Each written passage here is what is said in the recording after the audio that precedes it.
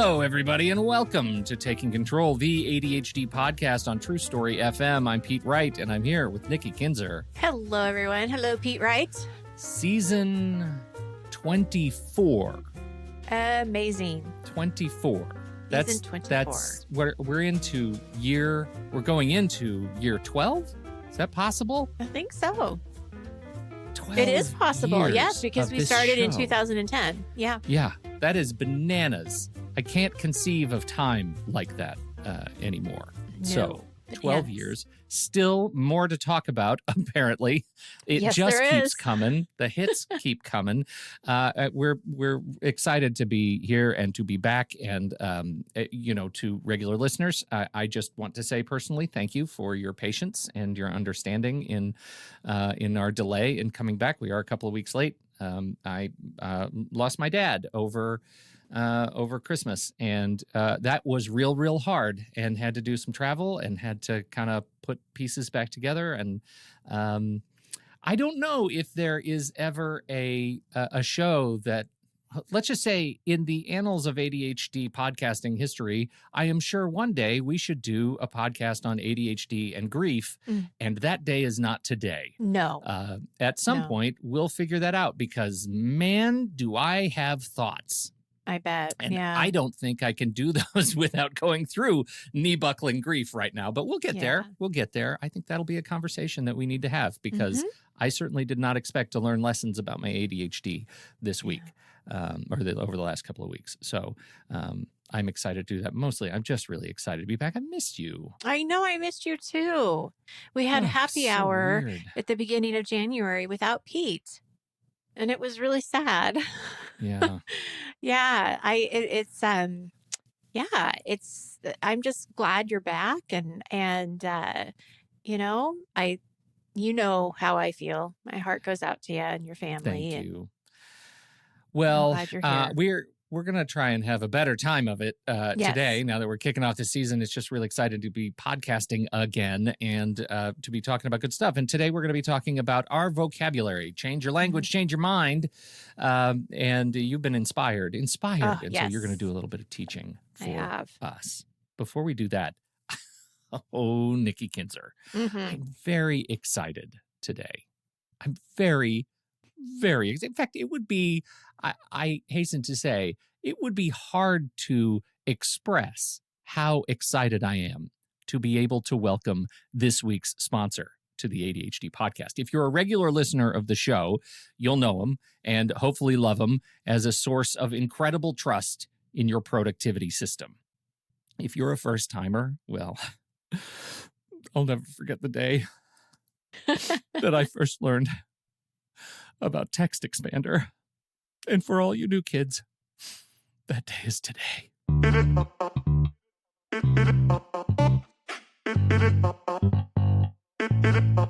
What can you do with more hours every month? Repetitive typing, little mistakes, searching for answers, they all take precious time away from you and your team. With Text Expander, you can take it back so you can focus on what matters most in your business. With Text Expander, you and your team can keep your messages consistent, save time, and be more productive, and be accurate every time. The way we work is changing rapidly. Make work happen wherever you are by saying more in less time and with less effort using Text Expander. You will never need to copy and paste repetitive responses again. With Text Expander, your knowledge will always be at your fingertips with a quick search or abbreviation. Here's how it works. First, you drop your commonly used content into a Text Expander snippet and give it an abbreviation. Something common like, comma EM might stand for email, and the snippet might have your email address in it. And then you can share that snippet with your entire team if you're working with multiple people. And then you just type those few characters, comma EM, for example, and you'll trigger that snippet, which expands anywhere you type. It is that easy. So if you are going into a system that requires your email and a password, Can you do it there? Absolutely. Because you know how sometimes you have to put your whole email and it's like Nikki at Take Control ADHD. I absolutely do. It's long. So you That's can do that. exactly a case example where you would put your email address. And if you have multiple email addresses, comma EM1, comma EM2, you could do all kinds of different things. I have hundreds of snippets that expand for just exactly this purpose. It is that easy. Text Expander, it's available on, and this is the best part, on Mac, on Chrome, on Windows, on iPhone and iPad, iOS. It's available everywhere you deal with text. For listeners of the ADHD podcast, you can get 20% off your first year of service. Just visit textexpander.com/podcast to learn more about Text Expander and redeem your 20% discount today. The link is in the show notes. They have put together a fantastic blog post that I will also put in the show notes. For those who want to learn more right now, click on the link in the show notes. It's the link is called What is Text Expander? And it'll take you straight to a blog post where you can learn more from the team about what this wonderful tool does. We're going to be talking more about the fantastic Text Expander in coming weeks and months. Our great thanks to Text Expander and the Smile Software team for sponsoring the ADHD podcast. Nikki, I have to tell you, it was so exciting to be away, to be able to just throw up everything and leave for 2 weeks and know that our members were still so active and excited to hang out with each other in the ADHD community. I just love coming back to the conversations, and I'm trying to dig through, DMs and things like that. And it just really reinforces to me the incredible value of the ADHD community. I'm so excited about it. And you, if you're listening to this and you've been thinking about joining and supporting, we encourage you to do that. Head over to patreon.com/the ADHD podcast. You can learn more about what you get as a supporting member. You definitely get early access to the show. You get access to super secret member channels in Discord. You get access to, each other, frankly, in some really rich conversations and help and support when you need it. And so we do have some new members over the last several weeks. We sure appreciate Emily and Catherine and Kirsten and Sapana and Soraya, all new patrons in the last little while since I've been gone. Thank you so much for your support of the ADHD community, the ADHD podcast, and everything that we're doing here. Mm-hmm. Do we have any other news? No, I think we're ready to get started. I want to know what we're talking about today. We are talking about a book that caught my eye at the bookstore, and it's called I Get To, and it's how using the right words can radically transform your life. Radically transform. Is that not powerful language? It is powerful. Words like, hey, Pete, here's $1 million. Yeah. I can see how those words would radically transform my life. I'm not sure that's what we're talking about. No, but you get the point. So yes, how using the right words can radically transform your life, relationships, and business. And it's by Alicia Dunhams. I hope I'm saying that right. What do you think? Sounds good to me. Okay, good. That you just read what it says. So I'm going to call that a win. Okay, good. All right. So like I said, it caught my attention at the bookstore, and it reminded me of a podcast that we did years ago around the power of language. And I remember talking to you about the instead of I have to, I get to, and there were some different switches, right? Just some different shifts of how you say things. And that's what this book is about. The author is a communications expert. And in this book, she's teaching us about intentional communication. And I love the word intentional. And how? Oh, dear. Yes. So she says we communicate through our words, tone of voice, and nonverbal cues like body language. In the foreword of her book, she says crafting our daily language with effective words and tone is a true art. The book gives you ideas around sentence starters and communication skills to be successful in life. Now, there are 40 different sentence starters to help you shift your mindset. We are not going to go over all 40. But wait, I have presented a candle for each one, which I will blow out incrementally as we do this.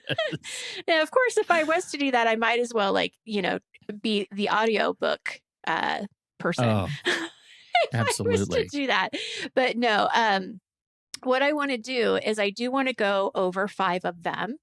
And when I was going through this book, I was noticing this connection between communication, how we communicate, ADHD, and specifically around limiting beliefs.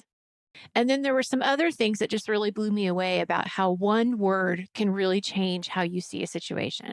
So I want to go through these and see what you notice. And let's just talk about, what we have Yeah, here. Yeah. let's do it. So the first sentence starter actually of the whole book, which makes sense because the title of the book is I get to verse I have to. So one thing I want to say is a lot of what I have to say today is from the book. So what I want us to do is I'm going to be talking to you about the pieces that I thought were interesting, and then Pete and I will Mhm. have a conversation around it. So I don't want to take credit for any of this because this is all coming from the book. Alicia. Yes. Yes. Yes. So I get to verse I have to. I have to eat healthy. I buy that. I buy that because it connects with my own internal vessel of shame. Yeah, exactly. Yeah. I have to pick up my kids. Yeah. I have to. Because Yeah. when you don't, it's bad. When you don't, they're not picked up. And That's not right. picked up kids That's are right. less good than picked up kids. Yes, yes. So what she says in the book is when you say have to, it's a mindset of dread or like it's an inconvenience in some way. Yeah. I buy So that. eating Yeah. healthy definitely feels kind of dreadful because it just doesn't sound fun. And having to pick up my kids feels like it's an inconvenience when really it's not, right? We want to pick up our children. So it's an interesting kind Yeah. of thought to I have to. What are you thinking? I It can see is you thinking. interesting. Well, it is I want to go back to that feeling of shame because that's what was triggered for me around eating healthy. Because those sorts Hmm. of things, I look at picking up the kids. For me, it triggers that a feeling of selfishness. Like if I have to pick up my kids, the implication is I have to stop doing what I'm already doing and go inconvenience myself to pick up my kids. And that, to me, that feels like I'm being super selfish. I don't Hmm. like that. Where I enjoy my kids and I Right. enjoy spending time with them, especially now that they're growing up. Like any minute I can get with them, I'm excited about that. And so that's a matter of perspective that I can wrap my head around. The eating healthy one though is I have lived for many years figuring out how to eat healthy, and it still feels like an obligation that is less fun than Twinkies. And as long as it's less fun than Twinkies, then have to is the natural order of things. Absolutely. And so that's where the shift is hard, Yeah. right? Because Yeah. we have to look for what is the get to for you. And so Yes. because the get to is bringing up a mindset that's more around this is a blessing in some way. This is a gift. This is something that I can appreciate, And so if we're looking at like eating healthy, I have to eat healthy. If we're going to change that, we could say, okay, well, I get to eat healthy today so that I can have more energy. Or Yeah. I get to eat healthy today so that uh, I'm a good role model towards my kids or whatever it might be. Right. Yeah. And I think that even like with the pick up my kids, like you said, it may feel like an inconvenience, but boy, we're lucky to be able to pick up our kids because there are We some are. people that aren't able to pick up their kids or their kids have to Right. walk home or their kids, whatever. And so I think it's looking at the gift in it and shifting it. But, as she says in the book, it's a really powerful way to view life, relationships, and business Yeah. because it really does go from this kind of dread to wait a minute, where's the gift?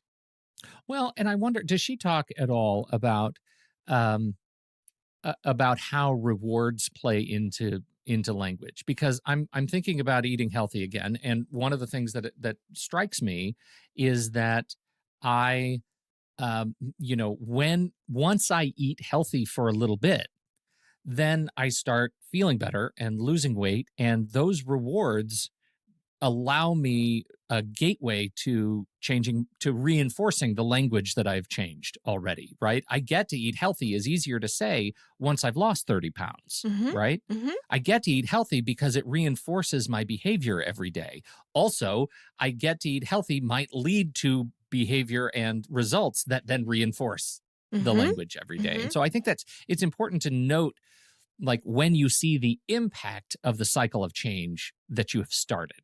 Right. I think that's very important. And it's also starting from the very beginning. Even if you haven't felt that impact yet, we want to be manifesting that. We want to be affirming that that's where we're going. So even if you don't really believe that you're at the get to yet, you want to keep saying that because Yeah. um it's that whole state of mind that if you focus on, and we'll talk about this with the what ifs, if we focus on everything that could be bad or hard about it, then it's Hmm. going to continue to be bad and hard. But if we can Yeah. kind of already kind of, yeah, I'm going to get to this point sometime. I know I'm getting there. You're also being honest, saying, maybe I'm not there yet, but I'm going to get there. But at Like, least you're opening the door to change. yes, yes. Yeah. Because if you Okay. keep a half to it, then it's just always going to be negative. It's always going to feel Yeah. like it's a have to, right? I There was a facility a place where I grew up in Colorado Springs called the Quit Center. And I don't know if Mm, this is a national thing. Have you ever heard of the Quit Center? no. So I'm trigger warning. This is disgusting behavioral stories, and I'm going to tell you anyway. Okay. The Quit Center is a place that helps you quit behavior that is hard for you. And so for years, my dad was a smoker, and he would go to the Quit Center to quit smoking. And what they did was they put him in essentially a phone booth, and the phone booth had a little desk in front of it, and it was closed, and it was just full of piles of spent cigarette butts, like smoked butts, and This trash is a can true down story? below. It's a true story, legit true story. Wow. And they said, all we want you to do, you love smoking. So we just want you to sit in this room and smoke and don't stop smoking. And so they made him smoke for hours and hours at a time in front of this pile of butts. And he would just put his butt on top of the thing and and I'm not kidding, until he threw up in the trash. That's what the trash can was for, was the vomit bucket. And after, I think, 2, maybe 3 sessions of that, he was done smoking for the rest of his life. What he replaced it with, that behavior, was Butterfinger bars. And then he gained like Oh. 40 pounds. And so he went, guess where? Back to the Quit Center, and they made him eat Butterfingers until he threw up. And then he was done with Butterfingers forever and largely done with candy. So, like, that is the cycle of behavior that strikes me, like, that it doesn't take very long for you to say, ugh, I have to eat Twinkies. Because if you change your behavior and let your language lead your behavior, you can make it gross. You can make anything you want to that you enjoy Yeah, no disgusting. kidding. So did he replace the Butterfinger habit with something else too? Or like was he like, I'm I'm not going back to the Quit Center ever. I think he actually reinforced his behavior not to go to the Quit Not Center. to go I to think the that Quit was Center. that was Yeah. the last I heard of it. That's So what I would do for sure. That's really disgusting. interesting. Isn't Yeah. that interesting? Yeah. So Wow. anyhow, Okay. All right. Well, the next one I want to talk about is I can versus I can't. And I hear this so many times with my clients, I can't do this. sure. And so the chapter starts with a quote, whether you think you can or whether you think you can't, you're right. And that's Hmm. from Henry Ford, which is true, right? I mean, because we're telling ourselves what we think we can do. So instead of can't, her suggestion is that you choose not to, because Yeah. choosing implies that you're taking some kind of action. You have purpose and you have control. So words of power like choose are there to inspire us so that we don't shut down, but we actually Hmm. look at the possibilities. But can't gives you no other possibilities. Right. And can't is a limiting belief. So it's really important that we connect that too, because limiting beliefs are here to protect us, right? Because they want us to not be sad. They want us to not be disappointed or frustrated. So they're going to come into your brain and say, you can't do this. What are you thinking about? Like, why do you think you can do this now? You've never been able to do it before. So this is the part where I would actually change a little bit of what she has to say, because I understand that you want to choose not to do something, but I would take that even a little bit further and say, okay, how can I do this to work for me? Or how can I do this in a different way that I can do? Or you know what I'm saying? I So do. Yeah. I think I have my spin on it comes from, and this is, many people have probably heard this. I know we've talked about it on our show. It's yes and, right? yes, yeah. So take something that there is some sort of, like something that you're going to do, right? Mm-hmm. And yes and it, even if it's hard, yes and it. Like my kids, their pickup time is at 3:30, and somebody's got to get them. And I know my day is troublesome. Mm-hmm. Yes, all of that is true. Foundationally, that is true. And what am I going to change in my day to enable me to pick up my kids? How am I going to change my behavior, my processes, my strategies, my tools to enable me to do the next hard thing, even though it's hard? Mm-hmm. I really like the pivot you put on I can't. It's yes, that is a thing that could be done, and I'm not the person to do it. Right. Like there is, at some point, there's a decision that has to be made about moving forward or not. Because again, as a corollary to this, whether you think you can or you can't, you're right. If you don't make a decision, you're making a decision, because Correct. Eventually time runs out and that decision Correct. will be made for you. Right. And so I really feel like that is, like, if it's something that you want to do, you feel like would improve the way you live your life somehow, or is an obligation to friends or family that are important to you, yes and it. And that helps you get over the I can't hurdle. I can't. That's right. Well, and I just want to add to that, one of the examples that she has here in the book, which I think, is a good example of what you're saying too, is she says, I can't fix my credit. Okay, what if we change that and say, I can fix my credit? What is required for me to do this is. Yeah. So it's giving you the opportunity and the solutions, and, maybe you do need to change the goal altogether. We don't know, but it's giving you another option. What can I do, to make that happen? So yeah, there are very few impossible situations, right? There are very few impossible situations, but the stories we tell ourselves imply that many things are impossible. The difference is, something that seems impossible might just be masked by high costs, and not just monetary costs, right? Time costs, emotional costs. Like, the costs may be high, so high that it feels impossible. But in truth, if you're willing to yes and it, it's not as impossible as you think. I would love to have that, challenged. If it's not a life or death thing, like, largely you can fix your credit. You might have to do some very hard things. That sort of thing. Yeah, absolutely. Love it. Okay, so the next one I want to talk about is why not versus what if. Okay, so when I read this, I quickly saw the connection between what if and anxiety, because I always go to the what ifs. And they're negative for the most part. Like the deconstruction versus constructionist what if. Like, what if everything falls apart? Not what if we could build something huge? Yeah, what if I fail? What if nobody likes me? What if nobody shows up? What if? And something that she said that just, again, this is powerful language, at least for me it was, is she said, what if crushes dreams like no other statement if it's stated in the negative? But what's interesting about that is, what if is the language of dreams if it's stated in the positive? Well, this is what she says. If it's used... it's like I was sitting on her shoulder while she wrote the book. Yes. If it's used in a positive way, what if I fail? And we switch that to what if I succeed?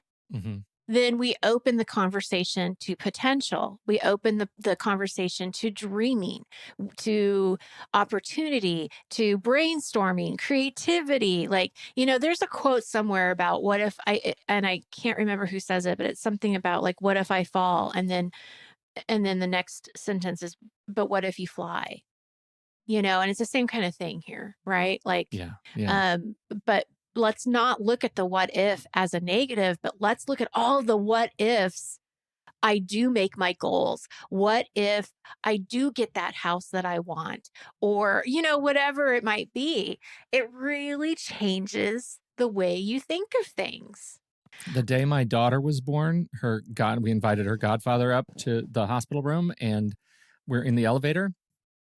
And he says, I say to her, I want to get a picture of you holding her. And he says, oh, I'm not going to hold her. I said, why aren't you going to hold your goddaughter? He said, well, I've never held a baby before, a newborn, never held a newborn. And I said, okay, what are you afraid of? He says, well, what if I have a seizure? And I said to him, have you ever had a seizure? And his answer was, no, I haven't. But what that if? To me demonstrates like it is the case example of a what if that destroys dreams. And I was there to actually say, bite me, you're going to hold your goddaughter and I'm going to take a picture and we'll put a net underneath if you really feel like you need to. Yeah. But we're going to yes and this holding because that's important to me. And it turns out to be an important thing for him too.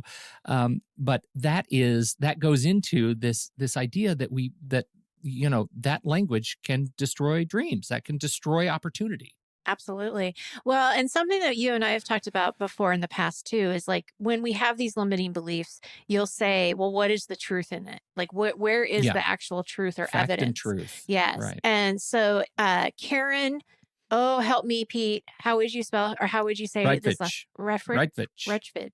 Reitvich. Okay. So Karen she talks about the why not, and she's an expert in fields of resilience, depression prevention, and positive psychology. And she has 3 strategies to challenge negative thinking. 1 is the evidence, 2 is reframing, and the 3rd one is the plan. So Pete. Well, we just did. I can't believe I just did it with my godfather and my kids. Right? Yes. He said, "What if I have a seizure?" Well, the evidence is, have you ever had a seizure? No, I have not. I'm not prone to seizures. Okay, 2, let's reframe it. Right? This is important to everybody that you have this experience, and 3, the plan. What are we going to do to actually make it feel safe for you? Mm-hmm. That I feel like that kind of walks through that model really cleanly. Mm-hmm. But we were talking about a different example though, and this is one that gets to the fact and truth bit that I live with too often, that I'm constantly challenging, which is, let's just say I have to do a lot of Zoom calls and podcasts and things, and I spend a lot of time showing up for Zoom. And, we have a couple of new clients this year and we're excited to get started. And so I set up a Zoom and I'm waiting for the meeting to start, and minutes go by and the meeting does not start because they don't show up. What are the things that go through my head naturally? And I don't want to generalize for everybody, but my sense is these won't be foreign feelings to people who live with anxiety and ADHD. The first thing that goes into my head is, did I get the wrong time? So is it my fault? Wrong day, wrong time. Did I screw up? And the fireworks start, and I can start going down this other road pretty quickly, not about did I screw up, but how do they feel about me? And is them not showing up on time a reflection on my place in the world and in their lives? They don't like me. They don't trust what I can do for them. They don't feel like there's going to be value in the session that we have together, and therefore I am being ghosted right now. I'm just going to sit here and I could never hang up. I could be paralyzed in anxiety and no one's ever going to talk to me again. Now, I don't voice those things, but I certainly am mired in those thoughts, in a cyclone of those thoughts, and it does not take long for that to happen. This is what you're thinking, but the evidence that is true, where is the evidence that that all of those things that you said are true? Well, it's only in my head, Right. right? Oh, that evidence is only in my head and I'm totally making it up, right? Right. That evidence is only that I feel like surely the only reason they must not be there is because they don't like me. No one has ever ghosted me like that ever Right. before, ever. Right. And if you were to reframe it into the why not? There was a miscommunication in some way. Hmm. Maybe they're wrong. Maybe they sent you the wrong link. Like there's a lot of things that could Yeah. be not Maybe they're anything human to and do with you. they got a Yeah. call from their kid's school and they had to rush to pick them up. Yep. Lord knows that's happening a lot these days, right? Mm-hmm. Mm-hmm. And then what is the plan? Well, the plan is I need to reach out to them Follow authentically up. and say, I may have made a mistake. This is the time I had for us in our calendar. I really look forward to making a plan to meet with you. I look forward to this experience that we're going Mm-hmm. to have together. And then I've gone through, I'm challenging what is fact and truth. I'm challenging my experience and I'm replacing it with what is fact and truth. The only thing I don't know is that they're not here Right. when I am here. Right. I know nothing else. Right. Two left. That pause. Oh boy, the power of the pause. And I've talked about this in the show. I talk about it with my clients. Communication isn't just the words we speak, there's the tone that we use, and there's body language, right? That we have. So, Pete, you could be smiling at me and then telling me how horrible you think I am. And you Yes. could be doing it with a big, huge smile, with a very, upbeat tone, but you're hearing the words, right? I mean, Right. it's weird. It's Yeah. not matching. So the power of the pause is a great skill to practice when you have ADHD, because so many times, from what I've heard from my clients, is that sometimes you say stuff that you wish you wouldn't have said. There's this like impulsive reaction. There's communication. It can be very difficult when you have so many things that are going on in your mind, right? So the power of the pause gives you that moment, that time to pause before you say anything and have a little bit of processing time. Now, this is a skill. This is something you practice. This is not natural for anyone, right? It's really hard to do, especially if you're really emotionally driven. I mean, we want to just spit out what we think. And so it is definitely something that we want to practice, and we want to practice in probably conversations that we're pretty safe in, Hmm. with partners and friends and family. But these are the three benefits to pausing. One is it builds trust because it lets the other person feel heard. So, as humans, right, we want to feel like we're heard. We want to feel like, okay, you've acknowledged me, you've heard me, Hmm. what I have to say matters. And so it builds that trust.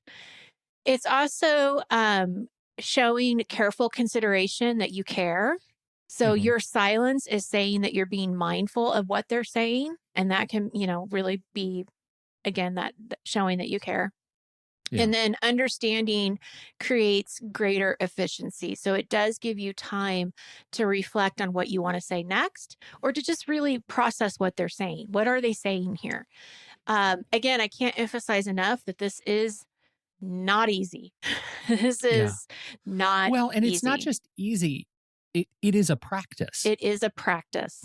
And I think that's different than practice, right? You practice to achieve excellence in something, right? You practice Hmm. the violin if your goal is to become first chair violinist. A practice is something you do every day to get Intentionally. to and maintain incremental experience in a certain thing. You practice, you have a meditation practice, you have a listening practice. And I think back to something that our friend of the show, Dr. Dodge, um, advocates for, is like, it is a practice to think more slowly, Yeah. right? It's a Right. practice to really slow down and reflect in every conversation every day to make sure that you are tracking 100%. And with ADHD, it is both important and difficult. Hmm. Hmm.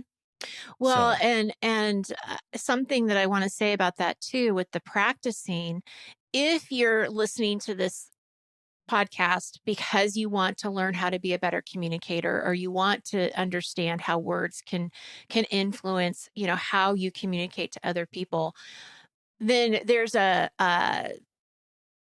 need there, or there's a want there for you want to become a better communicator. So with intention, because this is a skill you want to practice, then you want to be thinking about that pause before you even get into the conversations, right? So it's something like you said, Pete, you want to practice it every day, but you want to do it on purpose. Like, you don't want to just think you're going to do it. Like, like you said, you just really have to practice it in a way that's intentional. Like, I want to listen better.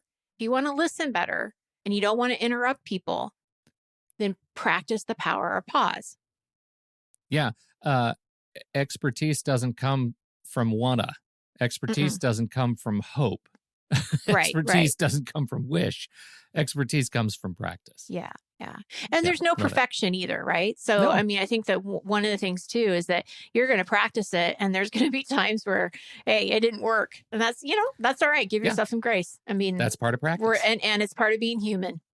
And you can always go back and apologize if you need to, So, okay. So this last one that I want to talk about is being curious. And I love this because it's so much about what I do as a coach. So she says, I'm curious. So be curious about your communication. When you come from a space of curiosity, you create a safe and non-judgmental space for others to share. It can also deepen your learning, and we all fall into the trap of assuming too much. And so I think, a couple of things that I think about this. I've heard the expression, be curious, not judgmental. I think that's really important. Ted Lasso. Yep. Ted Lasso. Yes, we love Ted. So, that's an important piece of being curious.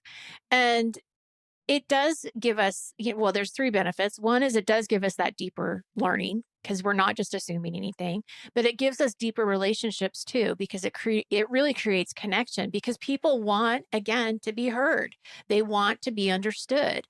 What better way to make somebody else feel that way when you're really curious about them and you're asking questions, Yeah. It also, one of the benefits is deeper happiness.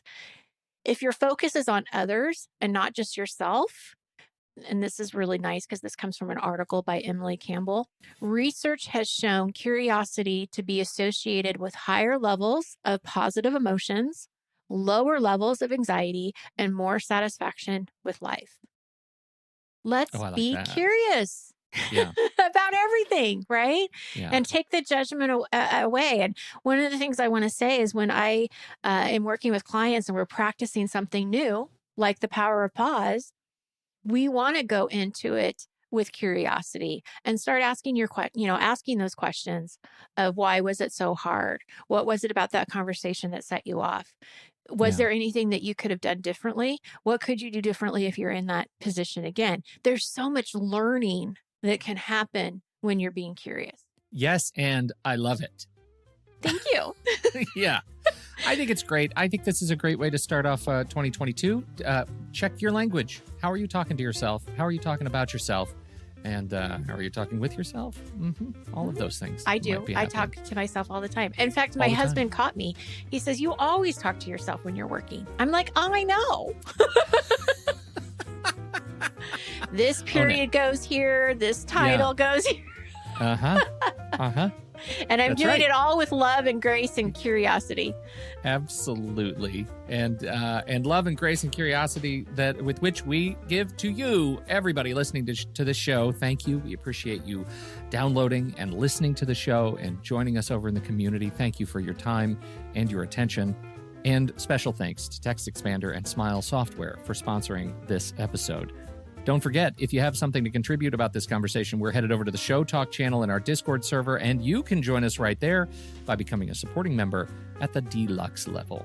On behalf of Nikki Kinzer, I'm Pete Wright, and we'll see you right back here next week on Taking Control, the ADHD podcast.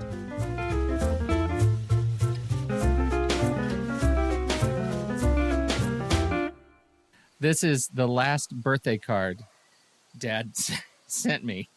and um, and it says 5 rules for men to follow for a happy life. Mm. It is, and it's got a cowboy on it. Of Right? course it does. With lipstick kisses all over it. It is important to have a woman, so I have to do it in a Western accent. Okay. It is important to have a woman who helps at home, who cooks from time to time, cleans up, and has a job. It is important to have a woman who can make you laugh. It is important to have a woman you can trust and who doesn't lie to you. It is important to have a woman who is good in bed and who likes to be with you. And most important of all, it is very important that these 4 women do not know about each other. Oh, geez. I was not expecting that. Oh, that's fantastic. Oh, my God. That is so funny.